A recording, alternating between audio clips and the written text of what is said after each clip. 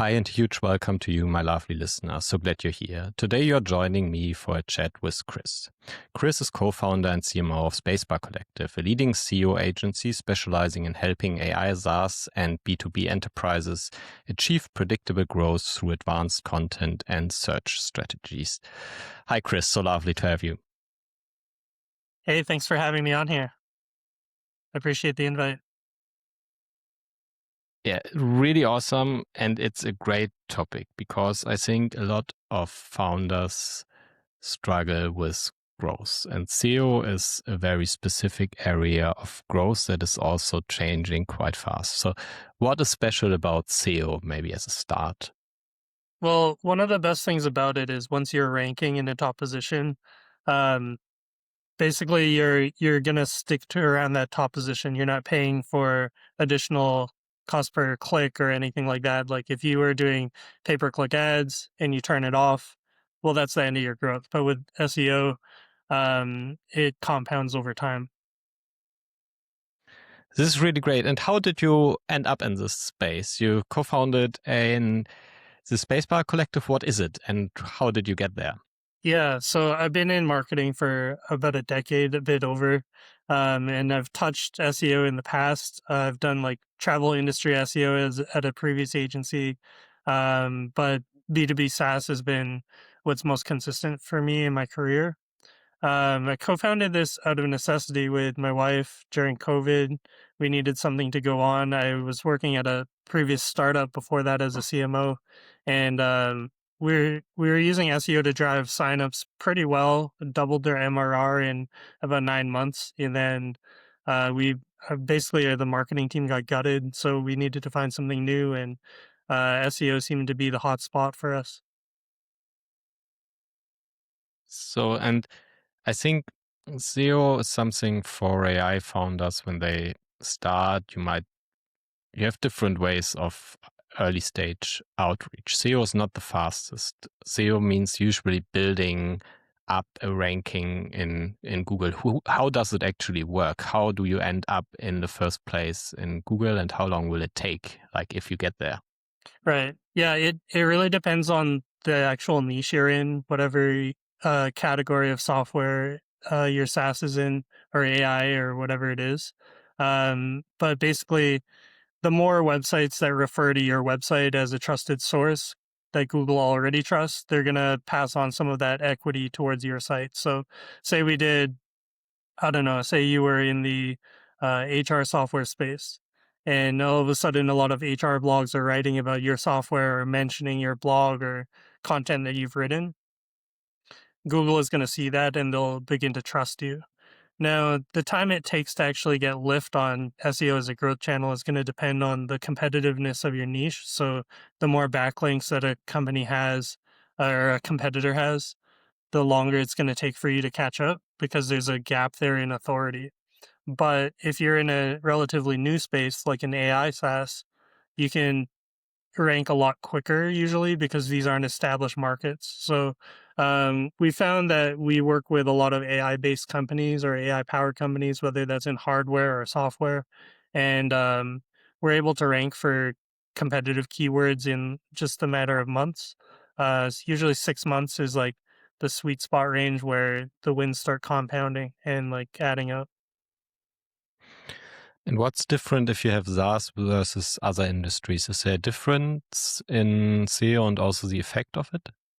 Um, it's kind of like e-commerce actually. So when you have e-commerce, you have really defined conversions. So it makes sense. Like in e-commerce, you're selling product, but in SaaS, you're selling subscriptions. So the conversion and like investment factor of like are our efforts actually working is very well defined compared to other niches. Like say if you were in the I don't know the nonprofit sector, your success might look like donations or it might look like brand awareness instead of conversions. We have the most experience in SaaS just because it's a field we're familiar with. So in terms of strategy, it doesn't change too much. There are opportunities that are SaaS specific. So when you're building out citations or getting listed in business directories. There's a lot of SaaS specific and AI specific websites that you can get listed on, which is nice. So that it helps your lift in the short run. Um, in terms of strategy on content, it's all about being bottom of funnel and trying to create content that is going to convert to sales. So not too dissimilar to e-commerce, but there are similarities as well. What can I imagine if I think about content that converts, basically? What would it be? It would be like listing out alternatives to your competitors and positioning yourself strategically. So, not necessarily being completely biased towards your own product, but if you build out, say, an alternatives article and you're like positioning yourself as the best alternative to, I don't know, HubSpot or something for a specific niche, say it was for accountants or lawyers, you're going to get conversions that way because people will read it and you're basically doing their um, buying journey research for them. Another type of content that would convert is um, just doing like a listicle that's best of whatever category software it is, or comparisons. So comparisons are really good for conversions because people are already deciding between two products, yours and another, when they're searching. So in the case of, I don't know, it could be comparing yourself to a competitor and giving the real nitty gritty on what makes you better than the competitor, what makes the competitor better than you for different niches. And if they fit within a niche that it makes sense for the purchase, then they're going to convert. This is really interesting. So you would probably share some kind of blog post or something that positioned you as the thought leader or generally as a leader in that space. And how does this then get visibility? How does that work? Yeah, so people are already searching for alternatives. They're searching for comparisons. They're searching for buyer's guides. Generally speaking, this is the bottom of funnel content that you can tackle at the very start of an SEO campaign because it's sure to convert, and the competitiveness compared to ranking for your category of software. Say you were in the referral marketing space, which is a startup I was at previously. We ranked for referral program software and referral marketing software, but that took quite a bit of time. It took 9 months. Um, but we were able to rank for alternatives pages and buyer's guides and for comparison articles maybe around the 3 month mark. So people are already searching for it and the competitiveness isn't as strong. So it's a good short term win to tackle. And then I have heard that a lot, that it takes a little more time, but once it works nicely and you don't have the ad spend anymore. So probably 90 days not enough. When do you feel it really kicks in and Google starts to recognize something new and use us that does SEO? How much time do you need to invest in the first place? Yeah. So, I mean, 6 months is the bare minimum to see any kind of measurable lift.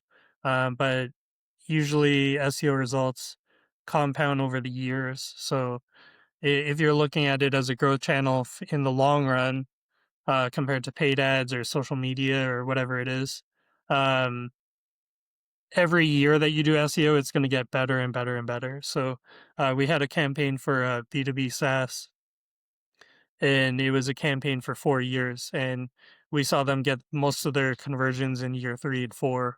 Not to say year 1 and 2 weren't good, but it was just much stronger. So even year one, after 1 year, cost per acquisition was much lower than their paid channels. Um, but yeah, it compounded. So the volume was like much higher in year 3 and 4, but the cost per acquisition was still relatively low in the first year. And I think there's then a big elephant in the room these days. It's always Gen AI. I think the world changed a bit with GPT 3 back in the day, 3.5. Since GPT 4, I would say text is very good. Yep. What do you see there as a change? Yeah, GPT has, well, LLMs in general have changed the marketplace quite a bit. It's kind of leveling out the playing field.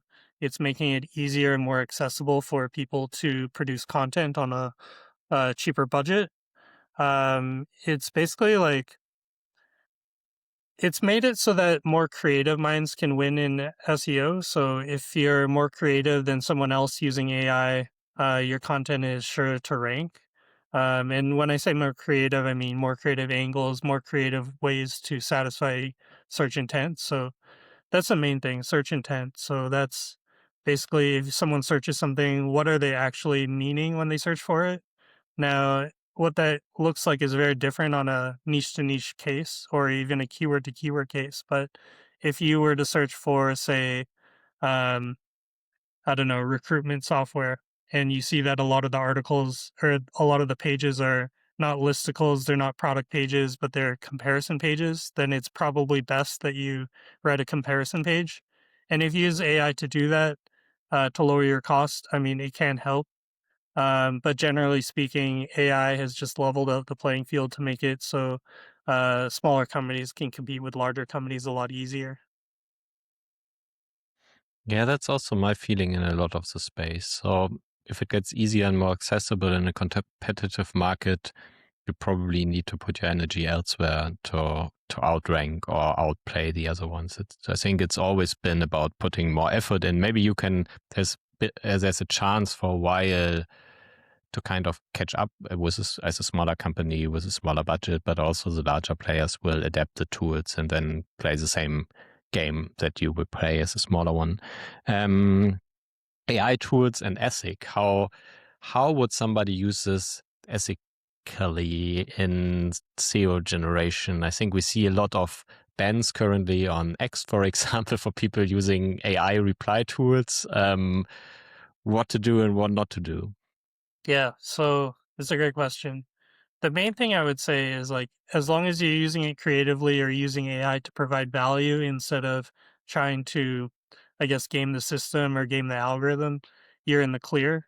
One thing I think is really underutilized right now in AI and SEO is to use it to create unique data points or charts or tables, that kind of thing.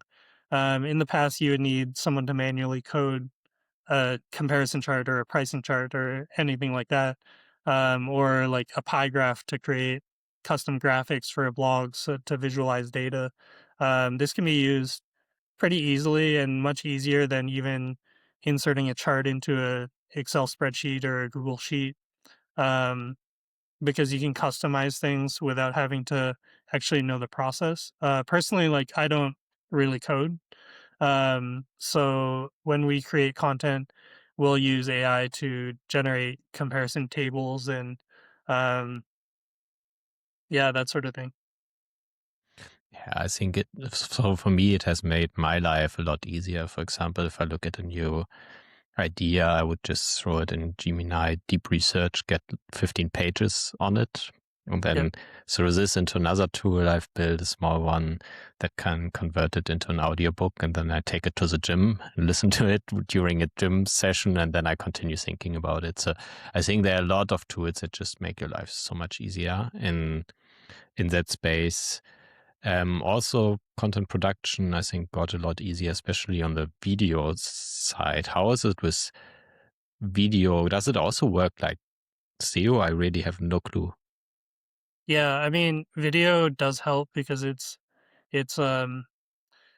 I feel like SEO is being rewarded right now by content that is higher effort to produce and higher barrier to entry. So if you produce a video and say embed a YouTube video into a blog article, um, you will be rewarded in some way. Like it is a competitive advantage. And then on the opposite end of the spectrum, if you were to take that same blog and put it in your YouTube description, that YouTube video might perform better on YouTube as well. Oh, that's really interesting. So there is a cross link between Google and YouTube. For sure. Yeah, and, YouTube videos are, ranking in Google results as well.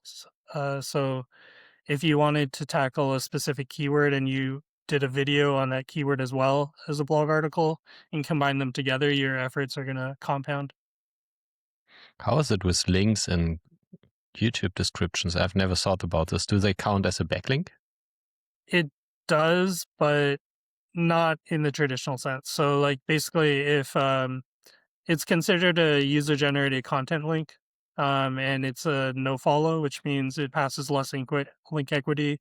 Basically, the easier it is for anyone to create a backlink, the less powerful it is. So anyone can create a YouTube video, anyone can edit a YouTube description. So it's not going to pass on much link equity. But if that video is getting a decent amount of views and it ranks well in YouTube, then it's going to pass on some equity. It's not going to be powerful or anything like that, like really move the needle. But backlinks they add up. I think that helps to understand how Google actually worked. The big invention with Google was that it ranked sites by relevance. And relevance is largely how many other important sites link to your site. This is the fundamentals of the Google algorithm. It's more complex, but simplified, it's this. So if you have very trustworthy, well-known sources pointing to your site, you'll get more traffic and more views because you rank higher in Google. I think that's the basic of SEO. Yeah, I would agree. And actually, like keeping things simple like that is how we've been operating at Spacebar Collective. Um, we try to execute on fundamentals really well and then do them at scale. So, um, building out content that people want to read and content that actually converts to sales, and then producing guest blog content to build backlinks from trusted sources and doing that at a high level.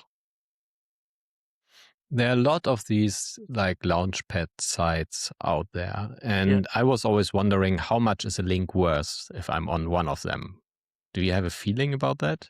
Yeah, I've actually, for a client recently that we signed on in the GTM space, we were working on, like, they had the same question, like they saw some Twitter threads of a long list of launch sites and review sites, and they're just like, which ones are worth it for us? So we did a deep dive and we analyzed each site in SEO software. We used Ahrefs for that, as well as a few other tools to just take a look at their sitemap. And we found that very little of them possess any strong SEO value. There's a few, like Product Hunt is still useful. You need I don't remember their domain extension, but you need was another one that was like somewhat strong. But the rest of them, a lot of these launch sites are based in countries that we aren't targeting, so they aren't powerful backlinks. They aren't relevant enough, and then others don't get enough traffic, so they're like strong authority, but they're giving out so many outgoing links that the value per link is really low. Yeah, that was also what I would imagine. Like if it's just a linked database, then the value is probably not that high. If you're a very, very frequently visited site with that is linked to a lot and then has good links, then that's probably worth a lot more. So where would I want to be visible as an early stage startup if I started out? Yeah, right off the top of my head, like you'll probably want to be on um, any startup directory site that gets actual traffic. You can check this in Ahrefs or just use kind of like gut feeling. But if you're building out citations, we actually did a blog on our site. We built out a list. I don't remember offhand what they were. G2 was up there, Capterra. So like the software review sites that are credible, you want to get on those. Product Hunt was a good one. You need, again, like I said, that's a good one as well. Um, yeah, I wish I could remember this list off the top of my head. No worries. I think it's just a really interesting topic, but also people can reach out to you. I think that's the service you offer to take a look at it. What I'm wondering sometimes is it's really hard to create good content at scale. And how do you do that? Also, if you did it in a previous role, what are the tricks to make this work over a longer period of time, and how important is consistency there? Yeah, consistency is the name of the game. You basically need to create processes that allow you to create content on a consistent basis. So the way we do this is just through content research. So we research the keyword first. So we'll take a look at what's actually performing well on search engines already, whether that's Google or if we're targeting Bing, we'll go to Bing, but generally we're talking about Google. We'll want to see what types of content people are producing for that exact SERP. So making sure search intent is going to be satisfied by the content we produce. And then we build out a content brief, and the brief is for the writer. So as an agency, we're giving out briefs to our writers for the most important pieces of content, generally speaking. We've reached a stage of maturity in our agency where we've had writers for so long that they can produce their own content briefs. They understand our processes and what we're looking for in content. But if we started, say, a new writer, um, they would have to learn our processes and learn to create content briefs for themselves as well. The content brief would include things like target word count, different headers they should include, different pieces of content that has to be covered within the blog post, and then internal linking. So, what other pieces of content and landing pages you want to link towards from our content. And if it's a SaaS, then it would be what features of the SaaS are going to be featured in the article, so that there's a CTA there and it leads content or leads the reader to our landing pages. And when you do an audit on something somebody built, for example, landing page, they're starting out, what are common mistakes that you see in, like, when early stage founders launch? What do they miss? For landing pages, it's all over the place. I don't really see clear patterns. One thing I do notice is like people will try to build internal links to their other landing pages or their other products from within their landing page or other blog content even. And this is a huge no in landing page design because it's leading people off of the buyer journey towards something more educational. So if you think about a landing page as being bottom of funnel, you don't want to lead someone to a top of funnel or middle of funnel page when they're already ready to buy. That would be the biggest mistake I see. Other ones would be just having vague or like confusing language in the above the fold, and people exit out too quickly because they just don't understand what your software does. So just like letting people know on a very basic scale what category of software you are, who it's for, what problem you solve. When you say top of funnel, middle of funnel, bottom of funnel, what do you have in mind? I think there's usually a good way of conversion, right? So how should the funnel look like? Yeah, so top of funnel is going to be just brand awareness and educational type content. Middle of funnel, maybe they're thinking about buying, but they aren't committed to a purchase quite yet. And then bottom of funnel is maybe they can be nudged in the direction of making a purchase or doing a free sign up, a free trial, something like that, or a product demo, um, or they're ready to buy. And that would probably happen in different places, right? So for SaaS, the landing page is bottom of funnel. Hopefully they convert if they have made it to your landing page, at least to a free sign up or whatever it is. Above it, what are the levels above it? How would that work? Yeah, so there's a few different ways to structure it. Some companies we work with, we just do everything on the blog, and then landing pages are the bottom of funnel. So mid, and top are they exist on the blog, but other times we do them as pages. So sometimes it's comparison pages with like actual comparison charts and pricing details of competitors, stuff like that, or white papers or use case pages. Like, this is HR software for lawyers. So, or it's HR software for accountants, and you have different pages going over the benefits of why it's good for those niches. And are there, now you have the people that got through the funnel, How can you measure this with KPIs? There are probably KPIs beyond traffic that are really relevant for measuring the effect of SEO and also maybe the long-term effects. Yeah, so we just measure signups and then filter by signup source of where that traffic came from. So if it's organic search, then that's SEO doing its job. We can track this through Google Analytics 4 if you have proper event tracking set up. It's a bit of a pain to set that up. I don't like Google Analytics 4. I like 3 a lot better. But I've had clients as well use other platforms like PostHog. Um, I know there are other SaaS specific analytics tools out there, but I haven't touched much else outside of Google Analytics 4 and PostHog. That's been like the staple. People trust Google, so they'll just deal with how difficult it is to use sometimes. Yeah, I think that's like, if there's a standard, you usually use it. I also feel that Google Analytics hasn't improved much over the years, I have to say, very frankly. Privately, I use Plausible, for example. I think it's a lot easier, maybe also not as detailed in the views, but still a lot easier to run.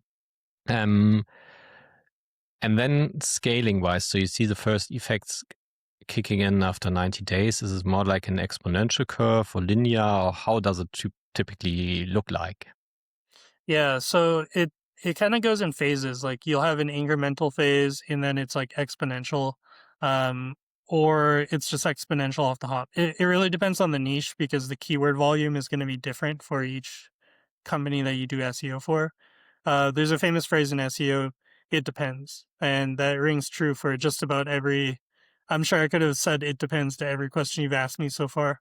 It really rings true with what growth looks like because if the search volume is high and the competition's high, it's going to look really slow and maybe you'll hit the hockey stick over time. But if it's different kind of search volumes, different competitiveness, maybe you can get incremental growth and just have like a very steady growth chart. But it really depends. We've seen it all. Now we are evolving, I think. And SEO has been around since the early days of the internet and search. We are now also seeing ranking in AI, I would say search engines or chatbots. What do you think, if you look at SEO versus AO or GEO, what will happen? What will dominate the next 5 years? How will this world change? Yeah. So it's a great question. There's a lot of overlap between traditional SEO and what we'll call AI SEO for the sake of this conversation. There's a lot of acronyms you could use, but I think AI SEO is the most understandable colloquially. So we'll go with that. Basically, a lot of the principles that you use in SEO are going to travel over to AI SEO. If your site is indexed well, if it's trusted by Google, it's probably going to be trusted by LLMs as well. There are things you can do that are LLM specific to get visibility, like building up citations from sites that are already being cited by, say, Chat GPT. Chat GPT really loves to cite and cite the same sites over and over, basically. So if you build guest blogs or get brand mentions in those sites, it's likely they'll cite that website again. They also really love consensus. So if you're building out, say, a listicle campaign or brand mention campaign, and they're all from sites that ChatGPT's already cited, and you take a look at that and you ask it, what's the best software for this category?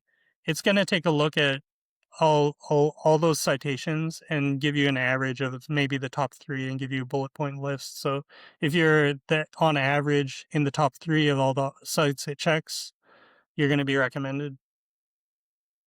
And I think that for this is good to understand how LLMs search. So what they will do is they will convert your chat input into a search query. Then they will throw this into an internal chat engine or even Google search. And this will return a list of results. And these results then get parsed and put into the LLM output. That's at least how I understand it in the largest part. And then it makes a lot of sense that there's a strong overlap in between SEO and AI SEO. Maybe, and I'm not sure if this is already being done, maybe it's predictable what typical chat inputs will produce as search outputs, and you can fine tune your keywords or search terms. Yeah, it's you're hitting the nail on the head. It's a bit difficult to do specific keywords or specific prompts because everyone. The thing is, when people Google search something, it's static rankings. It's average rankings. It's going to show you because Google indexes the web. LLMs don't. They don't index the internet. They don't use ranking algorithms. They don't rank the results in a static manner. But you can improve your visibility over time by building consensus. So yeah, there is some overlap there. The methodology is slightly different. We did a campaign that was quite large scale. We did a 12-month AI SEO campaign for a B2B SaaS client. And at first we were building, I think we built in the first month 5 brand mentions for them. And then it quickly escalated. We were doing like 40 to 60 per month. And that consensus led to some serious signups for them. That's really interesting. And for me to understand it better, what does consensus mean? How can I imagine that? Consensus is just agreement. So if you have to think of it from the perspective of a crawler or a bot or an agent, I guess, in this case for LLMs. So consensus would mean if it's looking at a bunch of different websites, say 20 websites, and on average in those 20 that it looks at, um, one software is being recommended more than the others, that's considered consensus. And it'll recommend that more often than not. Oh, that's really interesting. And how is it different from traditional search? Yeah, so it's so similar. But basically, if you're building citations or like building brand mentions on sites that are already used as ChatGPT citations, it's going to build consensus. In Google's aspect, they're using static rankings. So they're using ranking algorithms. They're taking the weight of each brand mention or backlink, and it's averaging out, or not necessarily averaging out, but it's taking a look at who has a stronger backlink profile. So things compound over time. If you wanted to compete with HubSpot for the keyword CRM, for example, they have, I don't know how many years, over a decade at least, of building backlinks. So it's going to take a long, long time or a lot of resources to catch up to them. Versus on ChatGPT, if you wanted to outrank or like have better visibility than HubSpot for CRM related prompts, you just need to build consensus among the, say, 20 sites that ChatGPT is consistently using as citations for CRM related prompts. So Oh, the window is much quicker. that's very interesting. And if I mean, would I now try to put my same article in all of different blogs basically, or try to get different people to post the same article? Does the content have to be different? Or do you know how this works? Is it enough to just spread the article in a lot of places? I wouldn't do the same article because that'll get picked up as a pattern by Google as well. So Google will see that you're publishing the same content in a few places, and then all of a sudden that those links don't really matter too much because it's just like, oh, okay, it's one piece of content, not a bunch of pieces of content. But if you were to write 20 articles where you're position number 1 or top 3, that's a different story. That's probably where AI can help me. So if I have one article, I want to rewrite it 20 times, the content stays the same, but the article should be different. Can the tools already detect that? I think that will be a cat and mouse game between the search engines and people who try to do SEO, right? Yeah, it's a tough thing because AI detection is historically been like 2 or 3 steps behind the acceleration of AI. So you don't necessarily get punished for it, but it doesn't help you as much. This is what's working with LLMs right now. So, I mean, this could change. This consensus strategy could change, and if they start indexing the internet, or if they start discounting um, articles where you're ranked number one. But then, like you're saying, it's a cat and mouse game. So if we discover that being ranked number one in all these listicles isn't paying out or anymore, if it's plateauing, then we could put ourselves at position 2 or 3 in some of the articles, and it'll look more natural to LLMs.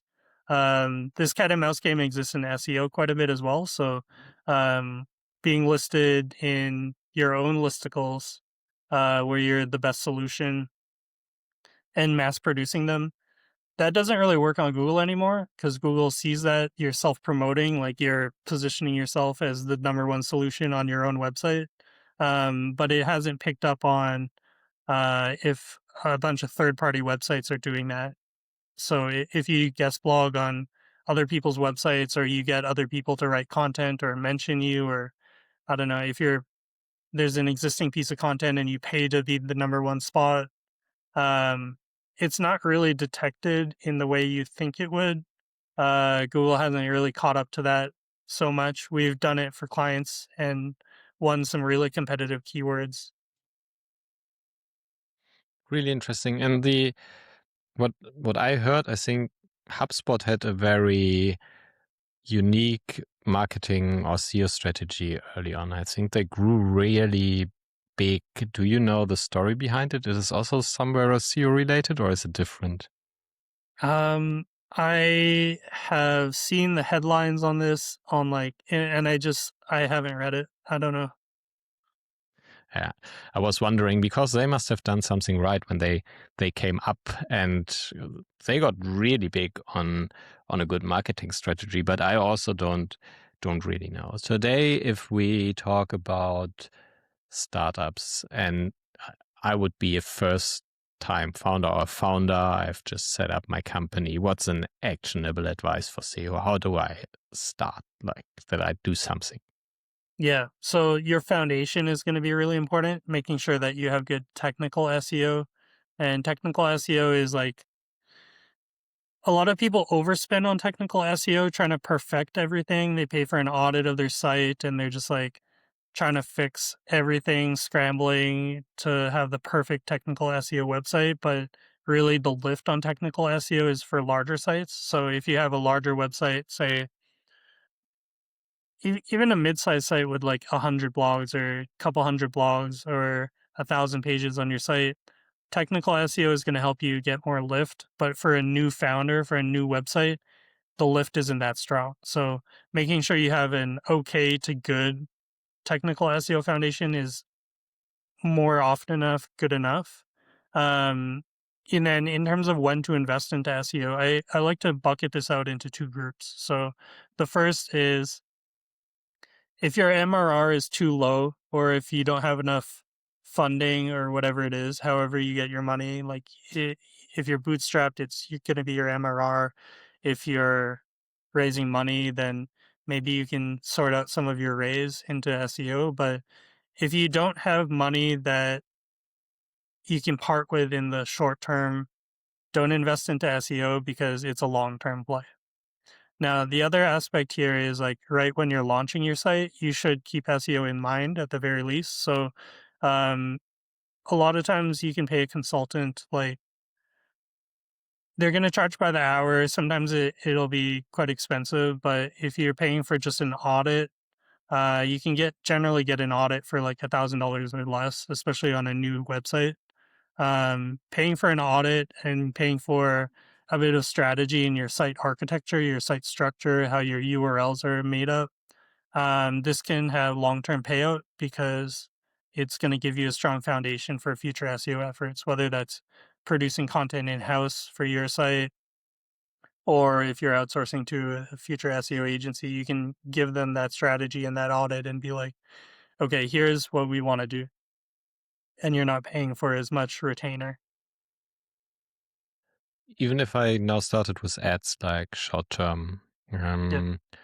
if you feel, can you compare like cost per click, for example, for SEO down the road versus so what is typical cost per click in this world long term if you work with an agency or you employ somebody to do it versus ad spend? Do you have numbers on that? Yeah, absolutely. This is like one of the main ways we pitch SaaS companies nowadays. We take a look at how much it costs, pay per click. So say I'm so bad at mental math, but I'll give you some general numbers. If cost per click was say $8 and I don't know, the search term gets 10,000 clicks per month, and then you use average conversion metrics of like 2% click to lead, 10% lead to conversion. You can calculate out cost per acquisition. Once you have that, it's just a matter of comparing cost per acquisition to how much backlinks you'll need to invest to rank for that keyword. So, say the gap between your site, because you're a new website, and the top three, they average, I don't know, let's say 40, 50 backlinks. You're going to need to catch up to them at the very least. Like I said earlier, because the window is um, compounding, it adds up over time. It's your total backlink profile rather than the consensus with LLMs. So you'll need, say, 50 backlinks of equal or better quality to compete with them on an even playing field.